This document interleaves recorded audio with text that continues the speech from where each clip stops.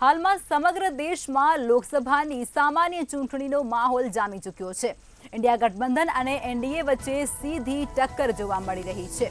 વલસાડ લોકસભા બેઠક પર ઇન્ડિયા ગઠબંધનના ઉમેદવાર તરીકે અનંત પટેલને ચૂંટણીના મેદાને ઉતારવામાં આવ્યા છે। ત્યારે આજે અનંત પટેલને જંગી બહુમતી સાથે જીતાડવા માટે કોંગ્રેસના સ્ટાર પ્રચારક પ્રિયંકા ગાંધી ધરમપુરમાં આવ્યા હતા। ધરમપુરમાં જાહેર સભાને સંબોધતા પ્રિયંકા ગાંધીએ કહ્યું કે એક તીર એક સમાન, આદિવાસીઓ એક સમાન। ત્યારે આદિવાસીઓની જ્યાં વધારે સંખ્યા છે એને એક અનુસૂચિત ક્ષેત્ર જાહેર કરીશું, જેથી તમને વધારે લાભ મળી શકે।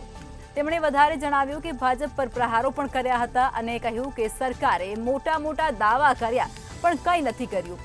10 વર્ષમાં સરકારે દલિતો કે આદિવાસીઓ માટે સામાન્ય જનતાઓને મજબૂત કરવા માટે કોઈ પણ પ્રકારનું કાર્ય નથી કર્યું। ભાજપ સરકારના કામ ટીવી પર દેખાઈ રહ્યા છે, હકીકતમાં એવું કંઈ જ નથી। આ તમામ આક્ષેપો પ્રિયંકા ગાંધી દ્વારા ભારતીય જનતા પાર્ટી પર લગાવવામાં આવ્યા હતા।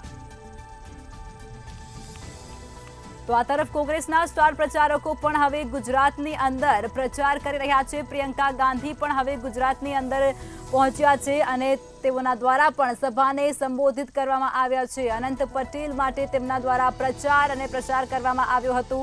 ત્યારે આ પ્રચાર કરતી વખતે તેમના દ્વારા ભાજપ પર આકરા પ્રહાર કરવામાં આવ્યા છે। આજ મુદ્દે વધુ વિગતો સાથે અમારા સંવાદદાતા મયુર જોશી લાઈવમાં જોડાઈ ચૂક્યા છે। મયુર, હવે કોંગ્રેસમાં પણ જે સ્ટાર પ્રચારકો છે તે પ્રચંડ પ્રચારમાં લાગી ચૂક્યા છે। આજે પ્રિયંકા ગાંધી ગુજરાતમાં છે, શું કહેશો? જી ચોક્કસથી લખમાં જેમ ચુનાવની જે તારીખ છે તે નજીક આવી રહી છે તેવી રીતે ભાજપ તેમજ કોંગ્રેસના સ્ટાર પ્રચારકો મેદાને ઉતરી આવ્યા છે। ત્યારે વાત કરીએ તો અનંત પટેલ, જે વલસાડ ડાંગ લોકસભાના ઉમેદવાર જે અનંત પટેલ છે તેના પ્રચાર પ્રસાર માટે સભા સંબોધવામાં આવી હતી। પ્રિયંકા ગાંધી આવ્યા હતા। પ્રિયંકા ગાંધી પ્રથમ તો સુરત એરપોર્ટ પર ઉતર્યા હતા। સુરત એરપોર્ટ પર એમનું જે હેલિકોપ્ટર છે તેમાં ટેકનિકલ ખામીના કારણે એમને બાય રોડ અહીં ધરમપુર સુધી આવવું પડ્યું હતું અને ધરમપુર આવ્યા બાદ હજારોની સંખ્યામાં જે ભાજપના કાર્યકર્તાઓ છે, જે ભાજપના જે અગ્રણીઓ છે તેમની સામે સભા સંબોધી હતી।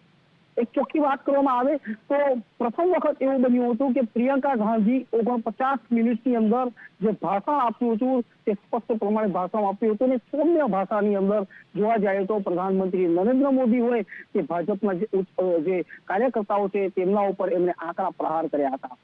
વલસાડ ડાંગ વિધાનસભાની વાત કરીએ તો તેની અંદર 8 જેટલી વિધાનસભા બેઠક આવી છે। 8 વિધાનસભા બેઠકની વાત કરીએ તો એક જ એવું છે કે જે અનંત પટેલ છે વાંસદા વિધાનસભાથી તે કોંગ્રેસના છે અને તમામ જે નેતા જે ધારાસભ્યો છે તે હાલ ભાજપના છે। ત્યારે અંતરિયાળ એવો વિસ્તારની અંદર જયારે પ્રથમ જયારે સભા યોજાતી હોય છે, કપરાડા હોય છે, ધરમપુરની અંદર પ્રથમ સભા યોજાતી હોય છે, ત્યારે પ્રથમ સભાની અંદર રાહુલ ગાંધી હોય ત્યાં તો પ્રિયંકા ગાંધી હોય, એમની આ પ્રથમ સભા યોજાઈ હતી। ત્યારે સૌમ્ય ભાષાની અંદર જે મહિલાઓને જે લગતી વાતો હતી, સૌમ્ય ભાષાની અંદર મહિલાઓને ઉતરી મહિલાના મગજમાં બેસી હતી આ પ્રકારની ભાષામાં એમને સભા સંબોધી હતી। સાથે સાથે ભાજપ ઉપર પ્રહાર કર્યા હતા કે 10 વર્ષની અંદર સરકારની અંદર ફક્ત જુમલાઓ કરવામાં આવે છે, વિકાસના કાર્ય કરવામાં નથી આવ્યા। ત્યારે જે આદિવાસી વિસ્તાર છે, જે આદિવાસી પછાત જે વિસ્તાર છે તેની અંદર કોઈ પણ જાતનો વિકાસ થયો નથી, વિકાસ રૂંધાયો છે।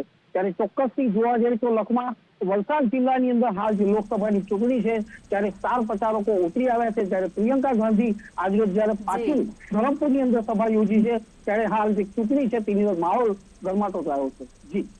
જી મયુર, તમામ વિગતો આપી તે બદલ આભાર।